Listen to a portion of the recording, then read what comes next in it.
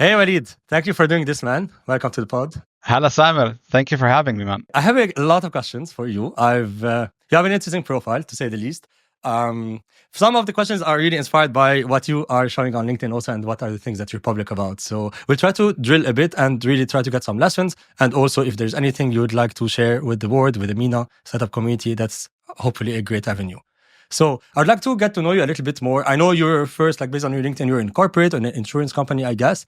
And then you moved to doing your own startup. What happened here? I'm going to go a bit even before that. So actually, I studied civil engineering, water environmental engineering to be specific. I come from a family of civil engineers. My dad, my brother, cousins, aunts, and their husbands. And it's not something I like. I don't know if it's showing, but I didn't attend my own graduation ceremony in university. I got the certificate and I FedExed it to my dad. I'm like, here you go. This is what you wanted. I did about a year and a half of civil engineering, and I knew it's not for me. I was working in sewage for a year and a half, and it's not nice. not really. So from there, I accidentally came across insurance, and I've said this many times. I don't know anybody who's dreamt about being in insurance. So you don't grow up thinking, oh, I can't wait to work in insurance.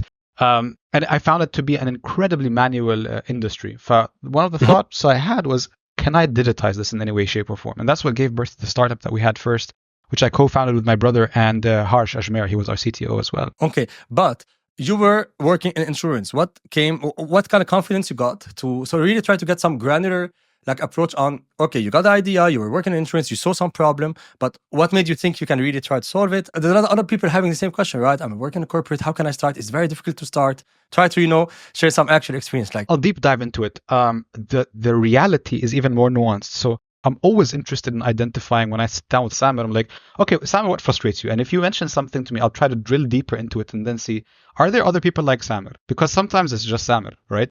And that's one of the big challenges we have as founders is when we get married to the idea and you think, oh, dude, this is crazy. And then it's not really a problem. In fact, our first startup, Addenda, my brother and I were like, dude, this is such a huge problem in insurance. It was for me because I was in that role, which was recovering money from other companies. You go and you do it, and the size of the problem is tiny. It's a very operational problem. It's not something that tech can fix. That's one of the things that took a year and a half to realize that you shouldn't be married to this problem. And now I'm getting better at that, I would say. So basically what happened is that you were in insurance and then you saw a problem in front of you, and with your mindset it's like, okay, might as well try to solve it. And this is how you really started your entrepreneurship journey as an adult, let's say. Maybe you've shared a few things in the past about your experience. What are the things that basically you've learned within your first startup that you still today use in terms of best practices, etc.? Co-founder experience is so important, and not having a big ego is also equally important. One of the most interesting things I've had in my life until today, I firmly believe in it, is I almost answer anybody who reaches out to me in any capacity, regardless of how senior, junior, relevant or irrelevant it is. And you would be surprised how often you can benefit out of that. The same thing is with helping. So one person I've actually learned about this deeply from is called Yusuf Salim, who was in Swivel as a CFO at the time. And by the first meeting I had with him, he was obsessed with helping me out. And it didn't make sense to me. Why is this person helping me nonstop? And I realized that doing the same thing for others, I know it's cheesy to say what goes around comes around, but genuinely, the startup ecosystem is so nascent. And the individuals that you see that keep their cards to themselves, they don't last long. So for example, in the ecosystem right now, before when I was in insurance, I knew all of the co-founders of other insurtechs, and we would openly share our challenges or our revenues, our growth metrics and all that stuff. There are definitely things that you would keep to yourself. But I feel that in most startup verticals, having these competing co-founders discuss these things with each other and having no ego between the team members internally as well has been a huge unfair advantage for me. Wow, very interesting. So the sense of community, actually being open, building more in public, which I think is something you enjoy doing, right? Yeah, 100%. So the thing is, for me, I look at LinkedIn, and I want to be as respectful as I can on the podcast, but a lot of the content you see... It's fine. This is, you can say where you go. A lot of the content you see on LinkedIn is... It's like doom scrolling on TikTok, right? The first, I mean, it's on LinkedIn, someone celebrating something completely irrelevant to you, and then someone talking about a problem that is not relevant to you, or an industry story that is completely foreign to you. They're just people that you've known from university or you've met somewhere. But to be able to stop and see something from the inside, how it works as slowly as it's actually built. Because what we have today in MENA is a story about Kitopi raised X, but you don't know about, or it's very difficult for you to see between guy came up with idea to Kitopia raised X. And I'm going to use Kitopia as an example. Now, again, I've never spoken to the founder, but I wonder, is he a great chef personally? Maybe not.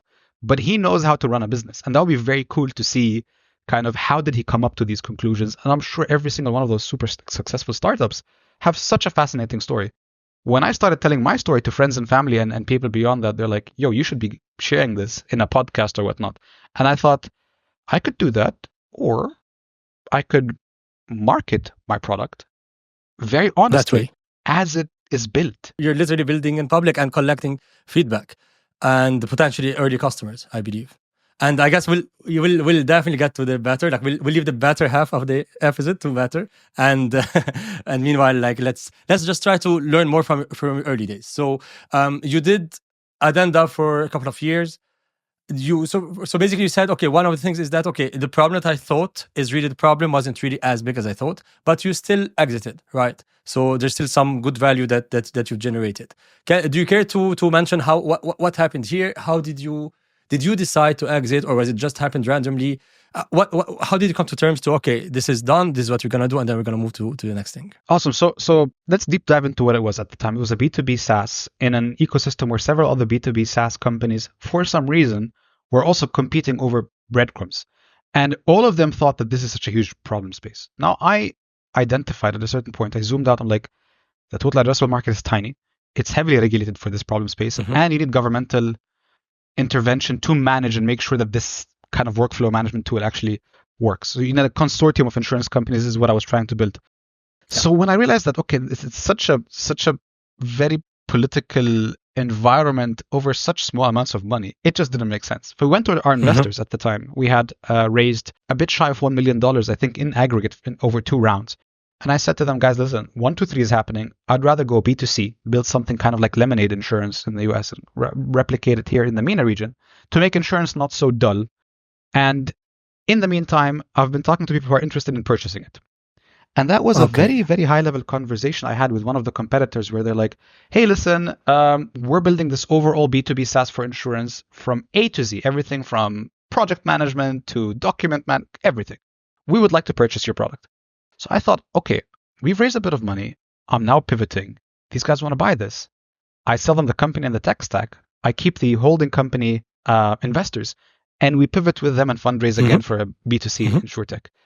And a large part of it was a coincidence. And I'll be very honest with you. Typically with these acquisitions, you have 9 conversations or 10 conversations and like 1.5 work, right? And this one worked so fast. In a month and a half, they purchased. And that's the only one that you had? Only sale, you mean acquisition? Like the only conversation you had, or was there multiple potential buyers? No. So there were 2 buyers at the same time, 2 competing buyers, and but they both happened. You know what I mean? Like, did you work on them, or it just happened like inbound? As a coincidence? They were both inbound. Interesting. Yeah. So one of them was a Singaporean company. The other one was an Australian company that ended up purchasing it. The Singaporean company saw the use case because they had the exact same thing across all of Southeast Asia. They've built a consortium of insurance companies. To be frank, the product itself wasn't making a lot of money, but the data inside could have been mined because we had 400,000 accidents on the platform with deep pictures of the cars, the exact area where the car was hit, what the cost of repair was. So you could do fraud analytics on it down the line. And I think they were purchasing the data and the relationships that we had with these insurance companies. And that's what happens. So that company went and really to them, they could come to the market, spend 3-4 years, someone who's collecting, fresh off the boat with a bag of, hey guys, I'm blah, blah, blah. Or this is an Arab who understands the ecosystem and has partnered with all of these Arabic insurance companies, pardon me. For that, when both of them knew that they're clearly competing over this, one of them got more serious than the other. And it's one of those things that, just like in the movies, you see, I mean, obviously in the movies it's a much larger acquisition, but you see 2 competing parties trying to negotiate and blah, blah, blah. And the value was a fraction of what it would have been in these movies, but it was still a very enjoyable experience. So we sold this. Now I have more money for Hala. Boom. I fundraise a bit more and Hala Insurance kicks off. Okay, wow. So pivot. I didn't know. I thought these were 2 different like stories. So you got into insurance, you sold the first, and like you readjusted. So it's kind of the same company that morphed into Hala. So from Addenda to Hala. Yeah, so the subsidiary was gone with the IP and intellectual property and some staff. Yeah. Can you disclose what the amount was, just to like in case someone is wondering at this stage? It's less than $500,000. So it's Less than $500,000. No, it's less than $500,000 exactly. And all of the entire sum was used in Hala. I don't really understand, but it's nice for someone else maybe in this position. Hey, I'm trying to pivot. Yeah. How much would it be worth? Ballpark. Yeah. Okay. Cool. And that came back to your pool of whatever remaining money. I made zero. Raised.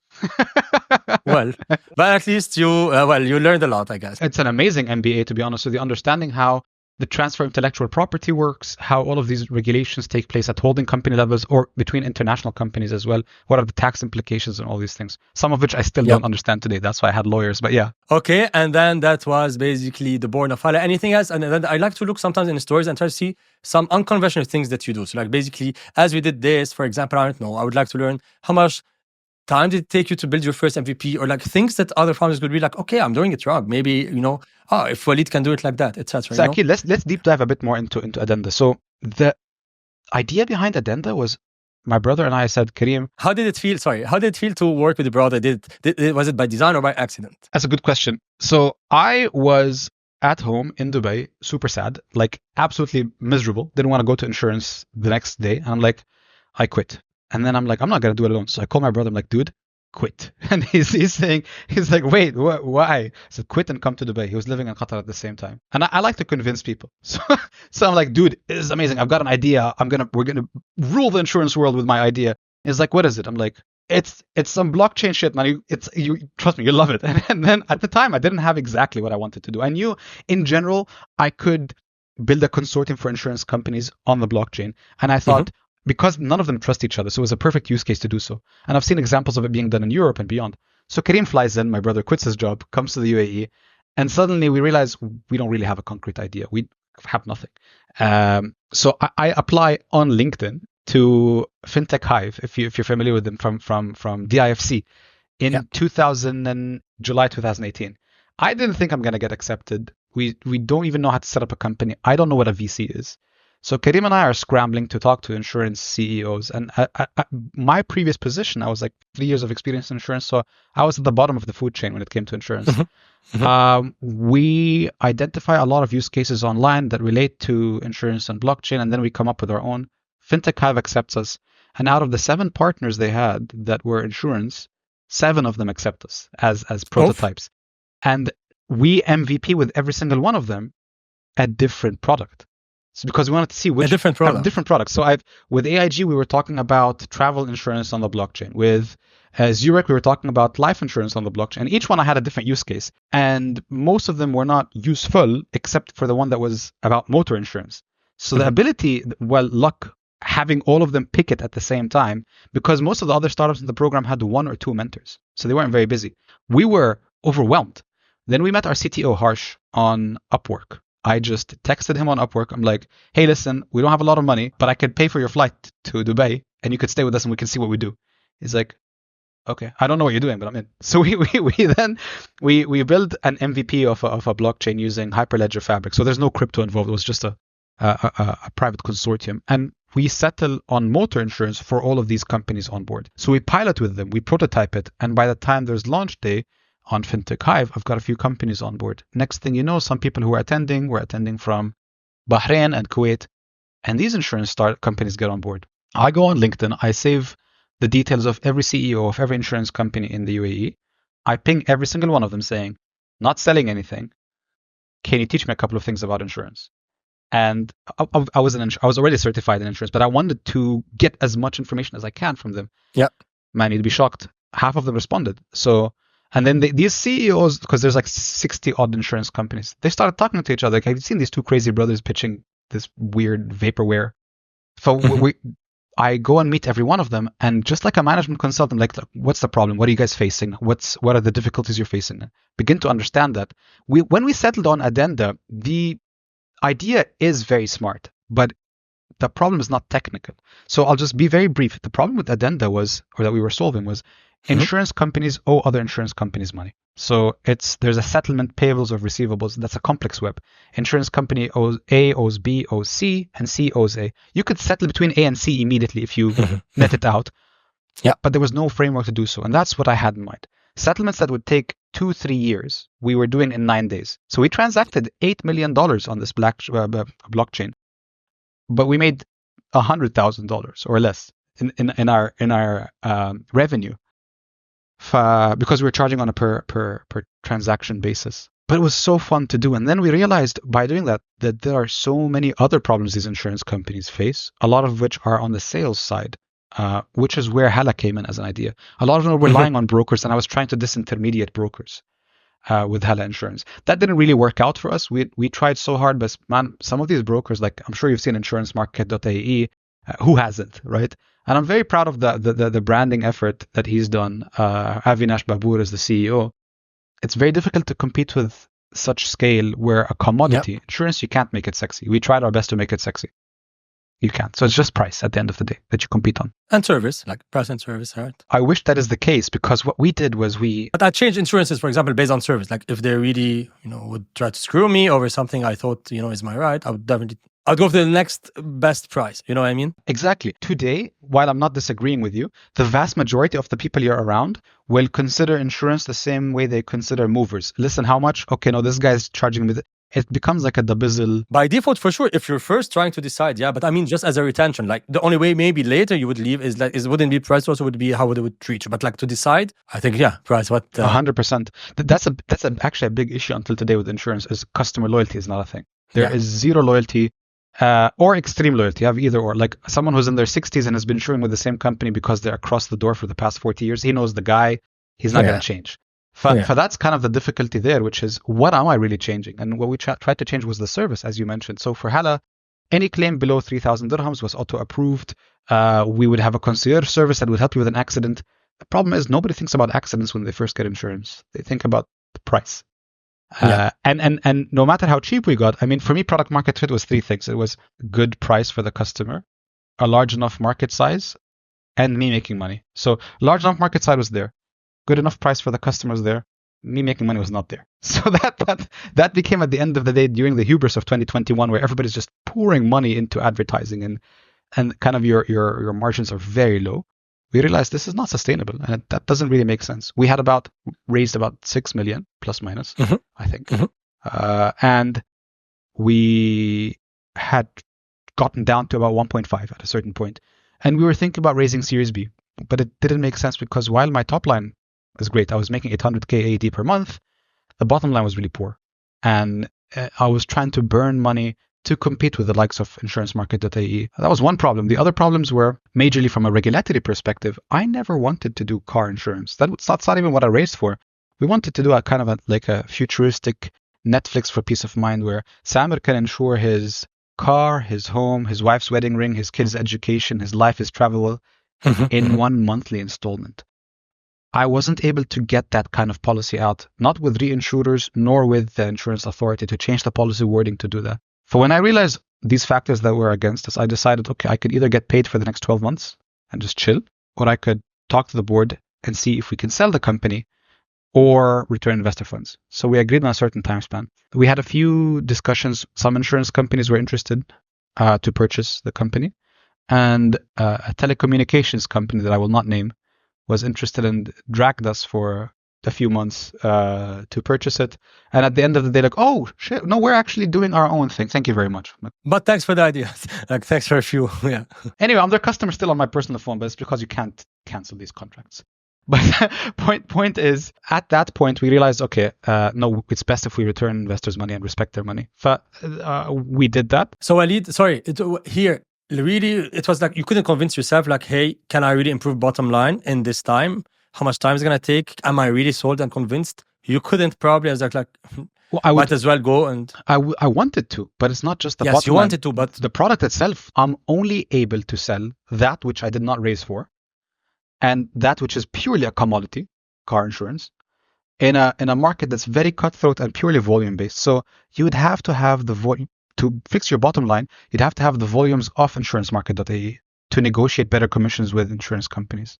And I didn't even want to, I didn't raise to sell car insurance. It was just, we thought we'd do car insurance for a couple of months. As a start, yeah. As we can build other stuff. We tried launching home insurance.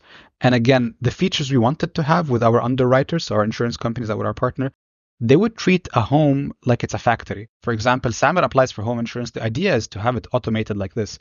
But the underwriter goes back and it's a 300 dirham policy. They're like, why does Samer have more wedding rings than furniture? No, I need to make it a different kind of policy. I'm like, dude, just underwrite it, okay? You need to take the risk of onboarding and showing that you're a different kind of home insurance, not that you're, underwriting some kind of complex technical risk here. All of these things were against us at the time. So that's what I meant. More like from a technical perspective, like you didn't see enough room. It's like, hey, I don't think it's worth it anymore. I don't have it in me to go fight the fight for a model that I don't believe in, where the other model is very hard for all the possible reasons, regulations, etc. Current players that couldn't, play with us on the same terms, right? I think it's a couple of things. I think it was too early to consider mixing or having some kind of master policy for all of your needs as an individual. Although I still think it's a super cool idea. In a region like the one we're in, it's best driven by the government to enforce these things. And right now, for the central bank, that's not really the priority. So I think the central bank is deeply focused on like regulating crypto or stable currencies and other things, and like perhaps real estate contracts and rent and agreements. Yep. So if you go, time could come. Time could come. I think at the end of the day, we did what we could best. The team that I had was phenomenal, and I'm still in touch with, I think, almost every single one of them. They could vouch for that. And I will work with as many of them as I can as I build better. Cool, man. So we're not gonna spend too much time on that part, since again it's been also covered. But I get what you mean. And then decision was, okay, let's return the money. I guess I think you wrote something on LinkedIn. I remember like seeing it on my feed, like the story of your cap table or something of that sort. Correct? This was an interview with Key Capital with Basil Basil Muftah about cap table management. I think because Key Capital is a VC, a more recent VC focused on secondaries and purchasing secondaries. One of the things that interesting. Yeah, so it's a very interesting concept. I think it's in MENA or where? In MENA. Yeah. Okay. So look them up. They're I don't know if they've closed. I think they have their current fund, but it's a super interesting look, because if you look at some of the vintage funds that are there from the big leading VCs, not all of them have performed as good as they thought they would. And if they haven't really closed them, these guys could buy off some of that fund from them, some as secondaries. You realize like 1.25x, 1.5x or whatever, who a Key Capital takes the risk or the bet for him that this company is going to blow up. They probably know something you don't, or they have access to something you don't, like potentially. Or not. Also, right? It's like a gamble. It's like a bet, right? And the capitalism, each side thinks they did the best. Yeah, that's what I mean. Like they know something you don't think is true, or the opposite. Yeah. Doesn't mean they're doing anything wrong. It's just like they knowledge. And cool. And then you wrote this, and then what happened here? I think the next thing you did was call me or correct me if I'm wrong. Like what happened in this period? Describe the emotions, the feelings, etc. So you immediately go from pulling X hours per day to 0 hours per day, and you're like, okay, what? I've defined myself as an individual as my startup for the past X years. And when you're no longer that, then who are you really? And it becomes especially in your case, sorry, because you really like tried hard and pivoted even and stayed like, focused on. And it's a family thing. Like, again, I'm not saying it's a family business, because it wasn't, but it had VCs, but you feel like, have I failed my brother? Blah, blah, blah, blah, blah. And then at a certain point comes the realization that I love building things. I'm going to get back to that. Prior to Call Me, there was a couple of other ideas I had. I played around with Recruitment, which I found to be a slog, because getting paid by clients was just a joke. And I realized also I'm not a recruiter, and it's not for me. If I'll leave. I'm not knowledgeable in that. Call Me, I started while doing a consultancy with DFDF. So I spoke with the team at DFDF. I said, guys, listen, I'd love to join you while I figure out what's my next move. So it's like a pit stop, a breathing space where I can also have, because again, I did not make a cent from Hella or Addenda. Pause please on this. Exactly. I want to talk more about your personal situation, a financial situation as a founder who, again, just like all of us, how was that? Did you even think about getting a job? Are you a bit well off? Did you have some savings? Do you have some family accounts? I don't know. Like if you can share a little bit here, because everyone has these doubts, especially in a region that is expensive. Like in a GCC, it's much more expensive to build rather than, in your garage in I don't know, in your parents' house in Jordan or in US. No, not well off. And I YOLO'd it, but it's been working so far. Right? The challenge with Hella and Addenda is, in both cases, I was earning less than what I earned before. So that you got the steady decline or flat salary for 4 or 5 years after you were 28, 27. And now I'm 33. But the thought process I have is, as long as I'm living hayam karrama and I'm relaxed with that, I don't mind. At a certain point, obviously you're going to have kids and you're going to have responsibilities, and you think, okay, I'm not a psychopath. There's someone else. I'm married now and I need to take her into account. For me, the idea with Better specifically right now is, I've mentioned this, and a lot of people I talk to, I don't know if you know, هذا المثل is العدو أمامكم والبحر خلفكم. This has no choice to fail. That's why I'm working as hard as I can on it, because this is my next thing, and the conviction I have is so intense here. So going back to your point, the financials of these two companies, whether you raised or whatnot, the glory is there. But then when you're done, you walk out almost naked, right? The job I got with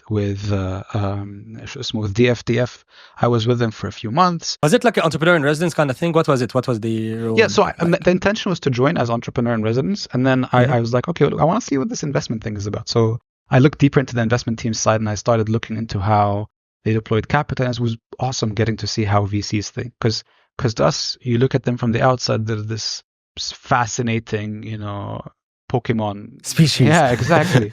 And then you go on the inside and they're just normal people who make a lot of mistakes, who are good at certain things and bad at other things. It opened my eyes a lot. Being on the other table, seeing how founders pitched to me. So while I was there, a lot of founders were pitching to us for seed stage and Series A stage startups. Oh, it's really cool seeing the nuance of how other guys pitch or how other girls pitch, and understanding their styles and seeing where, okay, I don't think he should have said that, and think, I've said that myself a long time ago, or even recently.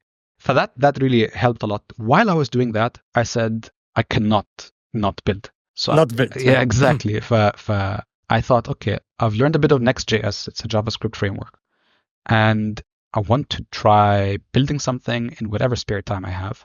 I don't have marketing money. I have a huge network of founders and VCs that I know. How can I capitalize on that? And then the idea came about, which was like a mentorship platform. What I did was I built this mentorship platform called Call Me, where you get to call founders or call VCs or call whomever's on the platform for a set amount of money. And the vast majority of them, not all of them, have the ability or the right to donate it to a cause they care about. 3 weeks into building it, I took it live. And it looks nice on the front end, but the back end was me arranging your calendar. So it's Google Calendar with Google Meet. And I would join the call with the mentor and the other guy and drop off. So to make sure it happened. Because I did it in 3 weeks. For then, when I saw that... That's the way, by the way. Yeah. Whoever, isn't it? Like, this is a proper MVP in the works. Exactly. And then I thought, okay, am I getting enough users on board? Are founders really the target audience? So founders helping other founders. I thought, okay, what about life coaches? So I spoke to a lot of life coaches to help them facilitate their HADA. They started picking it up, but not heavily. And then the third one was, oh, hold on a minute. You have 1,001 accelerators in MENA, all offering more or less the same management consultant experience and helping founders with 1, 2, 3.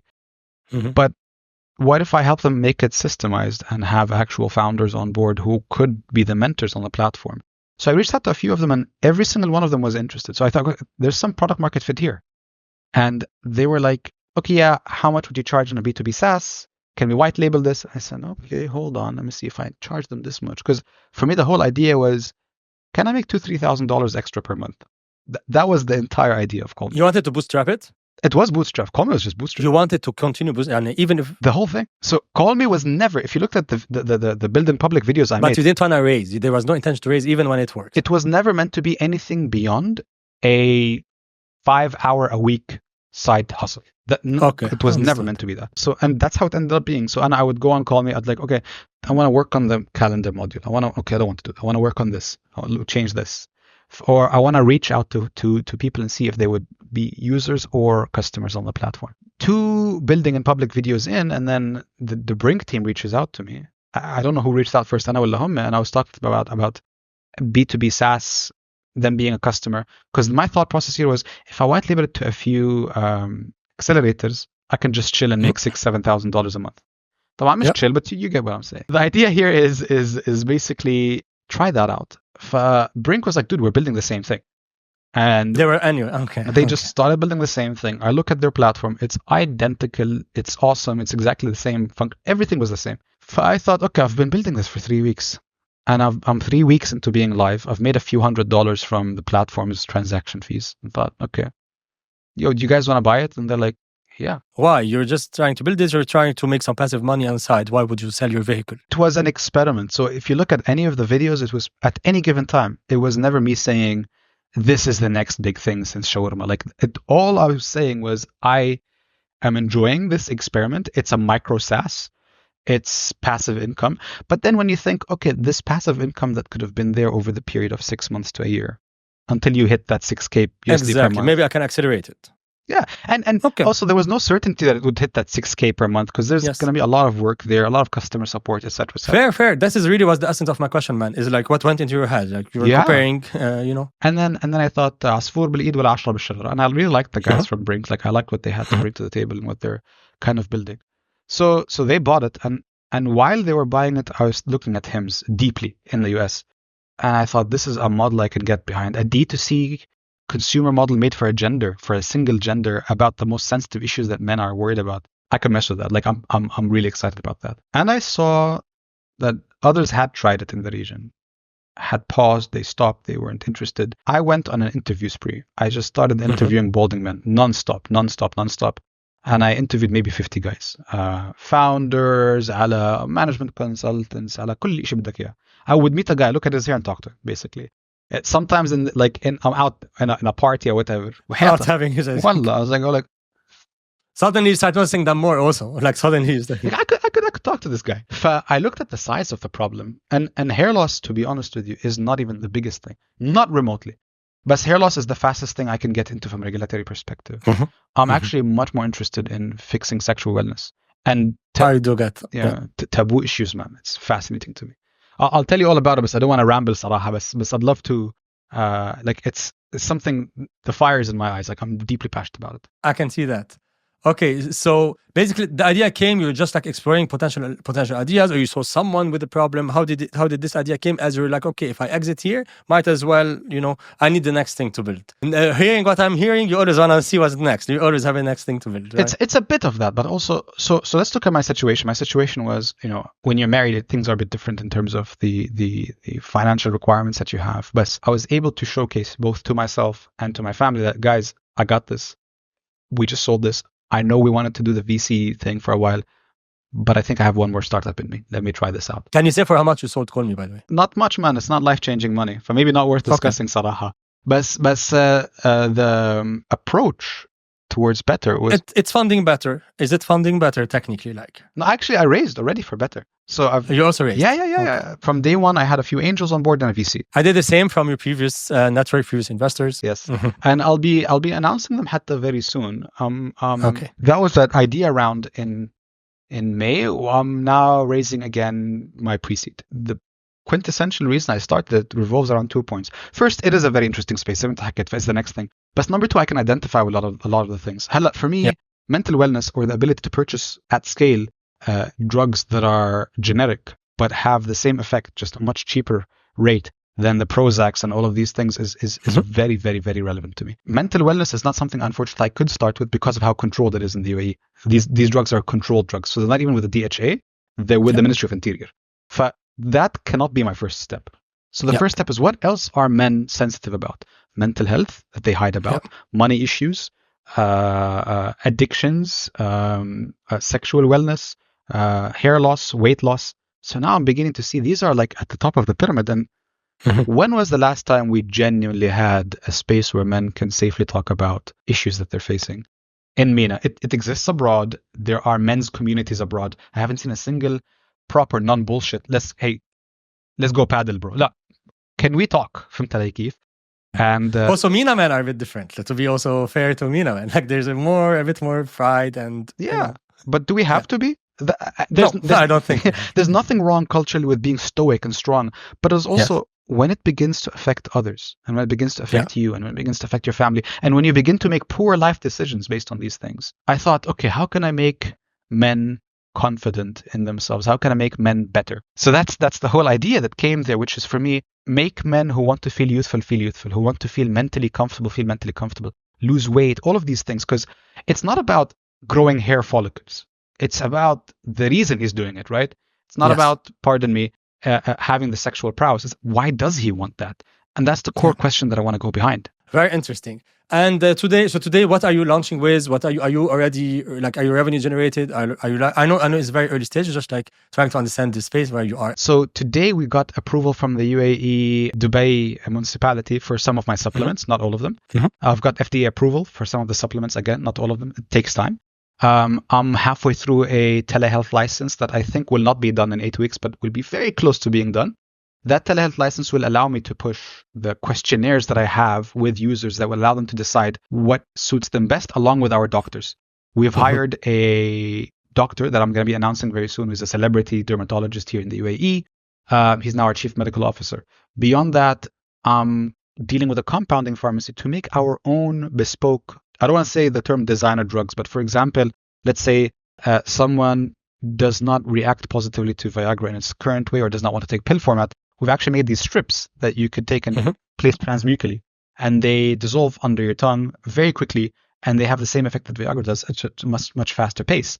We're not the first to invent this. These are available today in the US. They are available today in India. We're just the first to do them in the region. The same thing applies to topical minoxidil and finasteride. So today you can buy finasteride in the form of pills, which is Propecia for hair loss, or you can buy minoxidil, which is Regain, that you place here, and it's the cream or the foam. Nobody's done them at the same time. So what I've done is we've done them at the same time as a topical solution and as gummies. So you would basically have the gummies. The gummies are highly effective, a much easier way to kind of consume them on a daily basis and have them become part of the busy man's daily routine. The focus is on the busy man. It's the busy man who can afford also, who has that as a priority in their life. Who has the purchase power, of course. Exactly. And UAE is a very good, I guess, market, like in general. And sure, hair loss is only the Trojan horse to get in. For me, it's the sexual wellness that I really am interested in capitalizing on. When do you think you'll be able to be more vocal about that, about the sexual wellness part, about campaigning? Maybe can you advertise it? To which extent? Is there any regulation that might bite you? Yeah, of course. So we have to be extremely conscious about two sides. The first one, advertising about sexual wellness products from a regulatory perspective relating to the decency of these products. And I'll just put a pin in that for a second. I'll tell you all about it. But number two is marketing pharmaceuticals is something you have to be very careful about. The efficacy of pharmaceuticals, the side effects of pharmaceuticals, the things I've suggested are available over the counter. Today, Regain you can find it on Amazon. But what I'm doing is I'm simply combining them together in one delivery method that's being done already in the US. There is scientific research showing the efficacy of it, but there is also side effects. So for example, with finasteride, according to a research done in 2015, there is a 1.5 to 2% side effect from finasteride that affects sexual wellness. And that's something when guys think about that, they go like, whoa, hold on, what do you mean? So I'm fixing my hair to have more confidence, but then what are you doing? I got the confidence. I got the name. But I don't got the moves. Yes. This is exactly what I want to avoid, which is like the big pharma, evil pharma, like, oh yeah, I messed up your libido. Here's another thing. The other part, which is the pin I put in a second ago, saying, this is not a party drug. I have no intention of making it that. For me, it's the married man that I want to focus on. And in fact, a lot of the Viagra consumers, most of the Viagra consumers are married men. There's a much higher percentage of people who have erectile dysfunction than they're comfortable sharing. And these were some difficult conversations I've had with men asking them about that stuff, right? Since you like difficult conversations, man, who are you? You're interviewing really very sensitive topics. Because someone has to talk about them, right? And I need. So when it comes to these things, it's very important to empathize with the person you're talking about because it's something very sensitive to them and that they could trust you with it as well, that you're trying to fix it for them. How do I make advertisement on that basis? How do I advertise it? Not as in the US, hymns, if you go on their main page, they say, have better sex. No, that's not. So in our culture, it's a matrimony between a married couple where this takes place. And how can I really dive deep into the man's psyche that affects him so much? What's causing him not to be able to do that? Is it a pre-existing condition or is it stress? And a lot of the time, it's psychological. A lot of the time. The pill is not the solution. And I'm well aware of that. I'm not advertising it as a solution. It is what will help you on the journey to fix your problems. So what are all the problems? Just to recap on that, what are all the possible problems you might want to address? Just to see, maybe we'll get comments on the episode or like some feedback. So it's sexual wellness. It's what about mental well-being? Like, is there any space there? Yeah, so I'm interested in it from not from a way that's regulated, and that's problematic. So I don't want to sell snake oil from someone who's experienced this firsthand, deeply. It's not something that I want someone to pat me on the shoulder and, Have you tried مش عارف شو mushroom? Have you tried بطيخ مش عارف شو? It's not as easy as that, and I'm very conscious about pushing something like that. So medication works for a lot of people, and there's a huge stigma around medication. So I am pro medication. The problem is that it's not something I am able to make generic until a much later stage, given the regulatory requirements around it. In the UAE, you have to provide in person your Emirates ID, place in a little chip. So how else can I jump into the mental wellness space? Potentially through supplements and nootropics, but I will only promote supplements that genuinely have had scientific backing. Anything I do, if it doesn't have scientific backing, I have no interest. If it's what's trending because Kim Kardashian thinks it's a smart idea, and there is actually a product that she's pushing called Lemmy. Let me sleep, let me wake up, LEMMI. And it has, I think it has, it's a nootropic, I think it has L-theanine. I'm not very familiar with what it exactly does. That's something actually I'm interested in exploring. So I'll try it out myself, see how it works. And then... So you're now currently also trying, like you're subject to, trying these like supplements, etc. And the hair loss I don't need. I haven't tried that. No, wait. Now I have a question. What do you need? So you have to try. I mean, you cannot force something on people without considering its efficacy. Is my answer to your question. So you or people around you, etc. Like you just definitely you have to akid. So of course with the consent of a doctor. Again, this is where the thing becomes important, that you got to think about that stuff. The other stuff that I've tried is shampoos. So I'm doing an anti-hair loss shampoo, and I have experimented between me and my manufacturers plural, 15 different scents, 15 different shampoos, 15 different ingredients. I've consulted doctors, dermatologists on what's the best thing. And now we've settled on something that is caffeine-based. It has saw palmetto, which has DHT blocking capabilities, and I'm super happy with it. Rosemary oil, we've got that as well. Biotin gummies, sugar-free, gluten-free. It's these hero SKUs that I'm going to start with before going into deeper and deeper products that are more personalized for the individual. Question, would you still, for example, since you're targeting men anyway, would you, I don't know, add whatever Dollar Shave Club did or etc., like also, I don't know, grooming kits, etc., things in that sort? You'll notice that most of the things I'm focusing on are taboo or things that are very sensitive. So I've been asked, because someone was talking to me just earlier about, would I consider, for example, things like lenses or medical lenses or anything else? The intention potentially at the end of the day is a one-stop shop for men, but for the foreseeable future, it really is men's most sensitive. I want to be your wingman. I want to be the guy you trust when you're having a serious doubt or worry. And you don't want to be salt snake oil. You want to get what works, even if it's not the sexiest thing. Medicine works. First solving the tough problems, and then you'll build from there. You see how it goes. Exactly. If I think I have the data right, I think you have someone also who's working with you. I'm not sure if it's your co-founder, forgot the name, but someone who was also with you in the early startup who's now doing your marketing, I guess, or growth, etc. Correct? So Has is actually my co-founder. Has and I met in Hella. He was leading our growth, and then he went to Steak, and he was the head of growth there, where he helped really boom the growth for Steak. And I'm not saying it because he was doing it. He's a phenomenal guy. We worked together, by the way. Steak was our client, you know Has. Yes. Amazing. Yes. And he was such an honest guy. Even when he joined Steak, my entire conversation with him was like, dude, just give me some time. We're gonna go and work together. And this is what I've had with most of my colleagues outside of all of the companies, within Hala, pardon me. Has is a machine, man. He's our developer, performance marketer, designer, photographer, creative, كله. And I'm doing all of the boring stuff زي ما تحكي. It's a very cool. He's a very cool person. Cool mix. It's a very cool person to be a co-founder with you, صراحة. I met him briefly. We worked together. I really liked his questions back then. We were handing over, by the way. So like this is where we were helping Steak, and then we're going in-house. And then really impressed. I don't know what exactly the numbers and what happened later, but for sure he had very smart questions, and it was a phenomenal handover. And I think he lasted for a while, so I believe like he did extremely good things. And then you still met later. Wow, that's interesting also, and that's a lesson of like what you do in the past. Things come back around, and then the power of network and people who you'd meet who would trust you. Trust is something very important. I think it's a bit underrated of like your this is what's gonna last. This is what's gonna help you do your next thing at the end of the day. And being good for the sake of being good. So being good, and when I shut down the company, I fired everybody. But at the same time, it had to be in the most dignified way possible and transparent way possible. Guys, listen, here's what's happening. I am shutting down the company because 1, 2, 3 is happening. And I'll try my best to get you a job in the meantime. And if I can't, I'll still keep trying. And that's what I did. And now most of these individuals are people I would work with tomorrow. Exactly. I mean, is there any better way to do that? Why wouldn't you want to do that if you can, right? I would say look into a lot of the startups in MENA and the disgruntled teams they have, because I would never do business at any cost. And this is unfortunately something we see frequently here.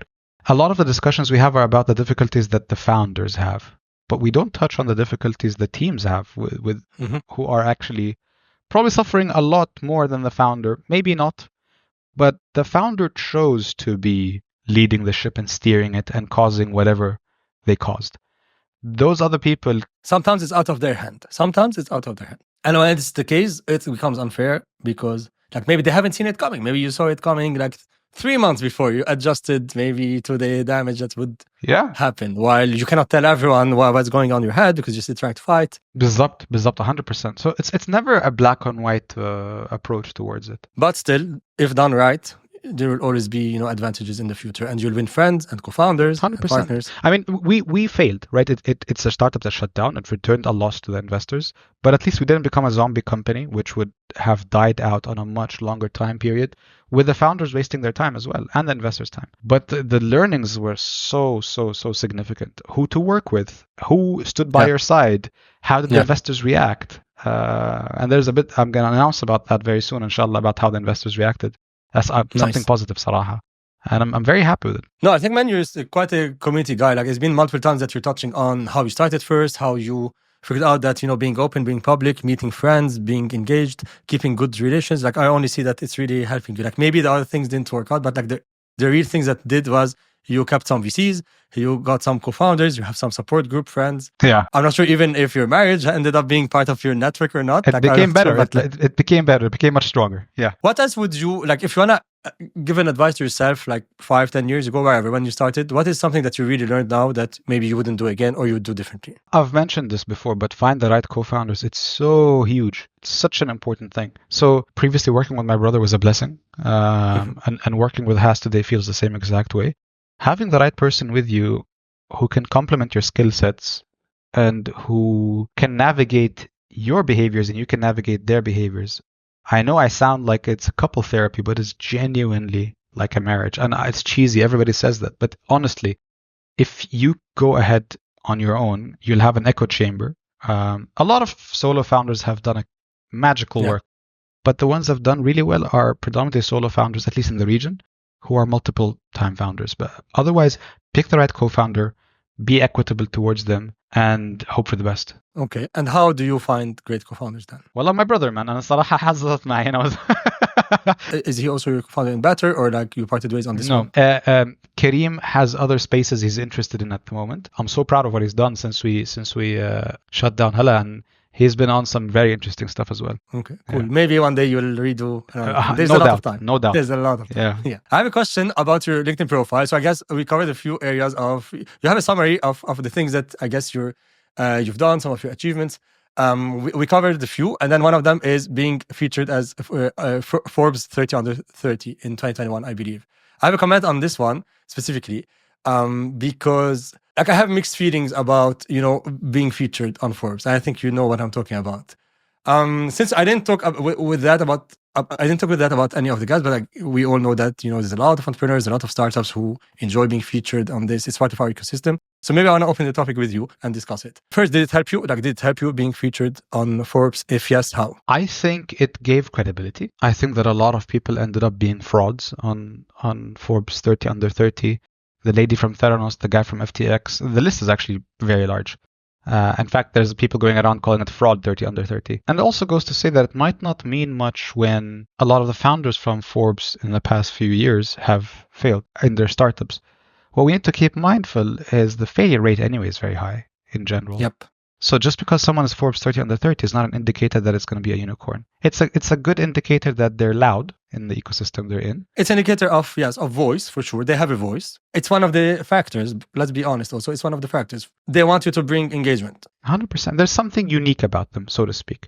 Unique bad, unique good, I don't know. So if I look at the Theranos founder or the founder of FTX, both of them for better or for worse in their own weird way, were very charismatic, at least with investors, right? I mean, you cannot deny that. Being charismatic with investors and being charismatic with in the press. So I don't really blame Forbes as a list because it simply identifies companies that are up and going with young founders, but it's not a seal of approval that everybody assumes it is. Yani, being Forbes 30 under 30 does not indicate that you're an honest person or a more trustworthy person. It doesn't indicate that you might succeed or not. It indicates that you're considered a success as of the date that you're in. But based on what? Then based on what? This is then my next question. So what had we done by then as Hala? We had already sold Addenda. I'm sorry, I'm also not asking just about you, right? Maybe from your side, you have a different story than, common people, etc. So like, try to answer your story. But it's a good question. So it's a very important question to answer. What had Hala done by then is we had raised a bit of money, pivoted, sold another startup, and the team was kept intact and trying to build. So what was the promise from Hala is to really build Revolut for insurance in MENA. That's a pretty lofty promise. The same thing, the Theranos promise, I mean, I'm sure that her intentions at a certain point was genuine. FTX, with his stupid altruism idea that he was saying, I'm doing this for altruistic purposes, obviously ended up partying in the Bahamas, but some people genuinely do have a vision. And visionaries by default are loud and naive in their vision. Yeah. But if you're not, if you're cynical, you just won't go, you will not quit your job if you're cynical. Samer, when you kicked off your company, I'm sure some people, potentially even yourself, I'm not sure about this, blah, blah, blah, but then you do it because there's a drive inside that makes you go. Now, what happens when that drive keeps pushing and pushing and pushing beyond a boundary that prevents you from being ethical? Again, this comes to the business at any cost, right? So Theranos, her intention was noble, but everything she's done along the way of faking cancer in patients who didn't have it or suggesting patients didn't have cancer when they did is dangerous. So where's the fine line there with Forbes 30 under 30 being the seal of approval? Because you said it builds credibility. Correct. It's a part of many other things. Being in Hub 71 builds credibility. Having a big office space in WeWork. But Hub 75 does specialize in building lists. Forbes does these lists intentionally. That's the difference. Like Forbes does these lists for 30 under 30, top 10, top 20, etc., which gives them credibility to conduct business and raise money and etc. This is where I sit. You know what I mean? Like, it's also part of your business model. Like, you claim you're building these lists. And also, like, I look at the Forbes Middle East team, to be very honest. Who is judging these startups? Who's done many startups? Who's judging entrepreneurs? I don't think it's the team themselves, by the way. So I don't know deeply about the committee, but I think the people on the committee are actually founders, I think, or people who have funded. I'm not too sure, but I don't think it's the team itself. I'm not sure. Do you know? That's what I mean. Like, I have no idea about exactly the vetting process. What's the criteria? Is what I'm trying to say. Yeah. Yes. Criteria, look, I've been in one company that got featured and we literally didn't disclose any data. We just got featured. Man. I just got featured. So, Ana Kareem, we were, to be honest, being in Hub 71 helped, right? Being frequently featured on Hub 71 as a poster child helped a lot. And you were vocal, so it plays well to your advantage. And I still am, but on my own, right? I know the value of being vocal and how much it helps build credibility, especially in what I'm doing. You will always succeed if you're public. This is a rule I have also. Like, you be public, you're going to increase the chance of being successful. Yeah. And versus the whole alchemist in the dark that I mentioned at the beginning, being very confidential, and you're increasing the likelihood of failure because you're not testing and you're not getting enough feedback. Whereas the coolest thing I'm doing right now, a lot of people are saying, what if you keep sharing things and people start copying you and replicate? Bro, go ahead. لأنه I'm building so fast with so much to lose. I'm not taking any prisoners. I'm just going straight out. فهمت علي كيف? And I don't have the luxury of neither time nor the $6 million I raised before to prove that this model works. What I do have is conviction and potentially, hopefully, this reality TV audience around me that are either willing to try it or to support me and open doors. The amount of people who've reached out to me on LinkedIn saying, hey, you should try X or you should check out Y. Let me introduce you to Z. Man, is unheard of. It's crazy. People have been helping me nonstop for no good reason, and I'm so proud of the way they're doing it. And some of them become close friends. Some of them are about to be angel investors in SPV. I've opened up. Exactly, man. Like in terms of next steps for Better, so you raised a little bit of a little amount. We're gonna announce it later, etc. And the vision is to go fully in, start investing in marketing, etc. Like, how are you building the business? If you can tell us a little bit, how are you building the business publicly, but also the main components? We need a bit of marketing, we need a bit of this to build such a business model. Let's break it down into two. The business model is, there's a supplement side, which doesn't need the deep and thorough regulation. You can consider that a straight up D2C e-commerce platform, right? The other Will one, it have a subscription or not? yes, optionally. So I'm still looking into volume discounts versus subscriptions, and I think the region is nascent when it comes to subscriptions of goods outside of, say, Amazon's shampoo subscriptions or shaving. What I've noticed through other startups that I've asked, e-commerce startups at a much later stage, people love volume discounts. So you can buy 6 months up front of a product that will expire in a long period of time. Exactly. Rather And than correct. Rather than subscribing. Subscriptions for physical goods is growing in MENA, but not at the pace that I want to put all of my horses behind it. You wouldn't start with, yeah. I will have it, but it's not going to be the key thing I push. I think volume discounts are going to be a bigger driver for people, but I'll A/B test both of them. So the answer is yes, potentially. The other side of the business is the pharma side, which is the very difficult side and actually has even lower margins than the supplement side. With pharma, you need to have a physician on board, you need to have a telehealth license, a compounding pharmacy, a pharmacy delivery partner, a logistical partner. It's a mess. And the thesis here is you test out the supplement space, you test out the pharma space. Out of the 50 odd men I've interviewed, a lot of them are not comfortable with pharma, and a lot of them are not comfortable with the natural side. Some are comfortable with both. I'm catering to these both audiences until there's a convergence I can find and identify. Can I hit that sweet 80% gross margin that e-commerce has with my pharma products? If yes, then I think I've got a robust business going. So in terms of team, in terms of what do you need? What would someone need to do what you're trying to do? What are the components, team members, how big the company is today? If someone were to replicate the idea from A to Z, they would need to get a telehealth license on one side, find a doctor who's someone who's got a strong trust signal, because it's all about trusting people. Market the product towards the niche that they're focusing on. For me, I'm focusing on busy men with purchase power. Is it on purpose on LinkedIn, by the way? Are you mainly on LinkedIn building, or so on which channels you? All of them. I'm on all of them, but most of my interaction is on LinkedIn because I actually don't have any social media presence elsewhere personally. The person liking the post so far on like Instagram is my mom and friends who have it. You know how it is at the beginning. Yeah, of course. But when it comes to LinkedIn, because I've been vocal for a very long time, it's just a very different ballgame. Time will tell how it plays out in due course, but I'm getting people consistently commenting their feedback, and I love the fact that on LinkedIn now, it's becoming everybody's building this in public with me. that kind of makes sense. Everyone's invested. Yeah, and what's happening, next on the Walid show. So it's kind of a very interesting thing when it comes to Better, and I'm thoroughly enjoying it. It also gives me a lot of joy because it can be a very lonely experience. Especially without any kind of feedback, positive or negative, to be honest with you. Constructive feedback is very helpful. What are your goals? The first year? Like since you launched, let's say, what are your goals? What's something realistic? I want to sell a few thousand from the supplement side. I want to make sure that I'm able to sell a few thousand units. I don't know which supplement will sell the best, so I'm banking on the biotin gummies being my hero SKU. What would be the main channels to sell them? Like pure online, first of all, and then if online, how? A bit omni-channel, but predominantly online. So let's say if we look at Amazon and Noon, your product is still not well known for people to search in. And if they just search the word biotin, there's alternatives that are significantly cheaper. Quality might not be as good, but that's not the same customer base, right? So I'm going to take a bit of the Iowa approach, which is test out these products, test out which ones become your hero SKU, look at the margins they have. And then I'm going to focus from my side on trust signals with doctors, on social media, طبعاً, dermatologists, fitness trainers. So a lot of the people who would be relevant to this, gamers, wives, a lot of it's going to be people who are couple TikToks and couple Instagrams, but mainly on the wife side. So she's like, it's the POV of her husband's balding patch from behind, right? She's looking at him as he does stuff, and relatable content is super important to me. So I'm going to avoid the AI generated repetitive kind of conversation and push more for I can relate to what you're going through. I'm not selling you snake oil. Here's scientifically how this works. If you don't want to take it, stay how you're doing it. Keep your hair the way it is. There's nothing wrong with you. But if you want to fix it, we got your back. Will you be able to advertise most of your products that are not as heavily regulated, etc., with actual marketing? The supplements should be easy because the supplements are hair loss medication, hair loss shampoo, anti-hair loss shampoo. Exactly. So they're very straightforward things that are widely available. Is there enough search volume? For example, did you discover that? Like, did you check what's going on?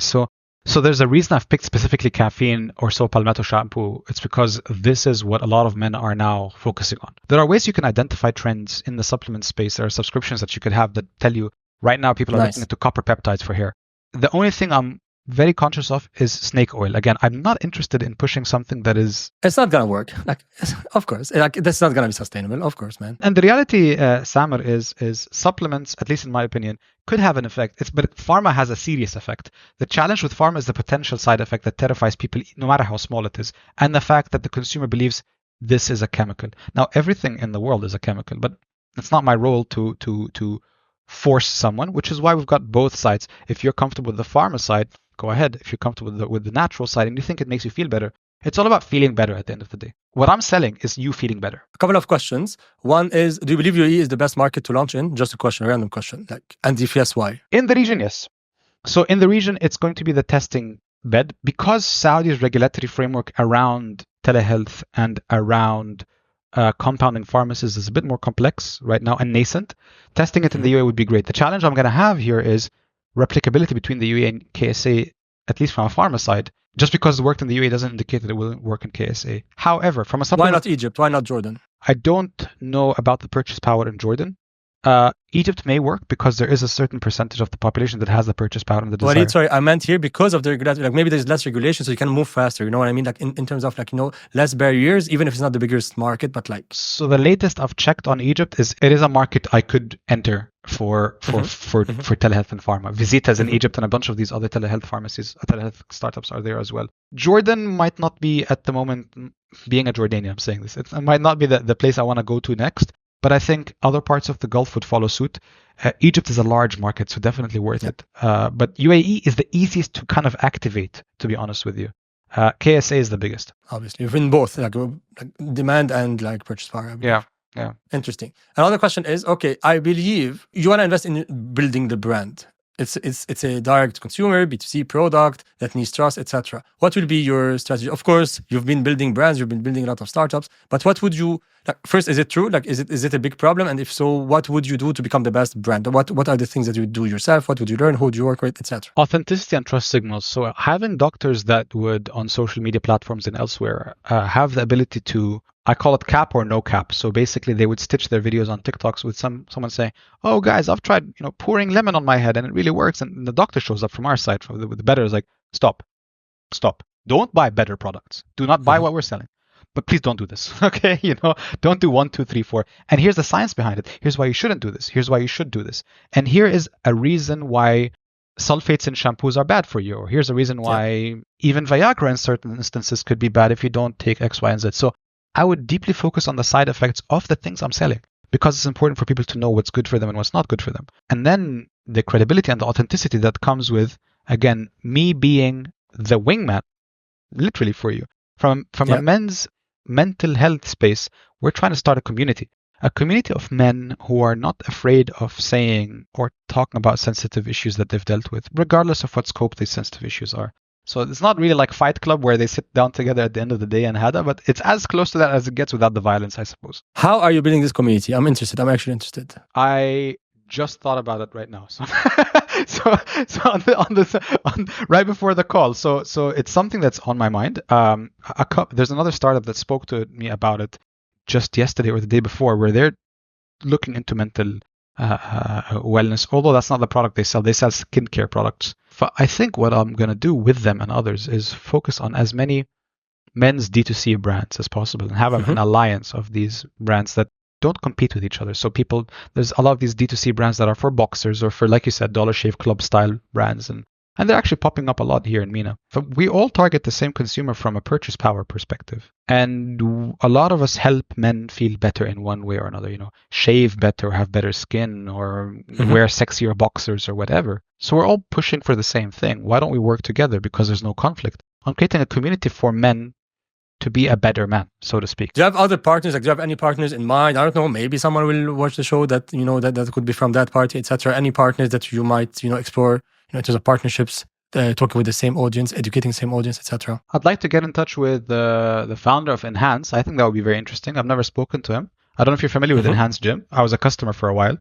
I think it's individuals like that who are solving for other issues for men's health and wellness that really appeal to me. Now, Enhance does have female coaches and female customers as well. But it's something that I thought, would be very interesting for me to look at. Mental health startups would be interesting to consider. The challenge I have with mental health startups in the MENA region is the success rate they've had so far. And I'm not sure about the receptiveness towards such services, which also brings me to think about my services, right? How if men are not comfortable talking to someone else, even in the privacy of their home, about their mental wellness, what's to make them consider buying this or that and talking about this or that? So that's a challenge I'm deeply interested in. I see it as a beautiful thing to uncover, right? The whole alchemist in the dark thing. But others go like, oh, dude, this is a space that's not interesting. Why would you consider that? It's the problem is A, B, C, D. Unless it's like the Hala insurance case where there's a block in front of me that's clearly not going to be opened. If you tell me it's 99% unlikely, I go like, so there's a chance. All right. So you're telling me there's 1%. Exactly. Is that really a 1%? Is that what you're saying to me? And you're like, no, that's not what I'm saying. You know what you just did to me now? I love it. I was about to quit. No, but I think I generally think, I don't know how much data there is, by the way. It would be very interesting to get data about MENA second or more than second time founders. I think the success rate should definitely dramatically increase. Do we have some data like that? Like, there is a right person to ask about this, and it would be Eden. If you're familiar with him on LinkedIn, yes. He's someone you should definitely interview. The guy's a genius.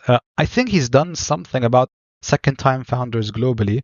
The news is not in my favor. So apparently, the success rate of second-time founders is very high if they have succeeded in previous businesses. Yes. Whereas a second-time founder who has not succeeded in selling a previous business has the same success rate as a first-time founder, apparently. Again, I don't know if it was Eden who shared that or someone else, but I'm going to look into it. I want to try to also check, because like just from my network, set of people I know, founders I know, people who I work with multiple times, like you just become a beast, man. Second, third time, like you just stop doing the same mistake, you drop your ego, you do like there's a few things that And you know the fast way, right? Like for example, I could build the entire platform, the front and the back and the web app, the application, or I could have my doctor talk to you and check if you have a problem.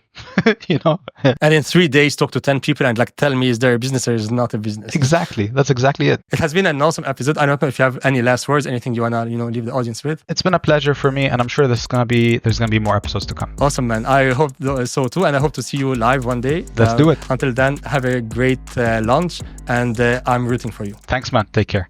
Cool, Walid. Bye. Have a nice one.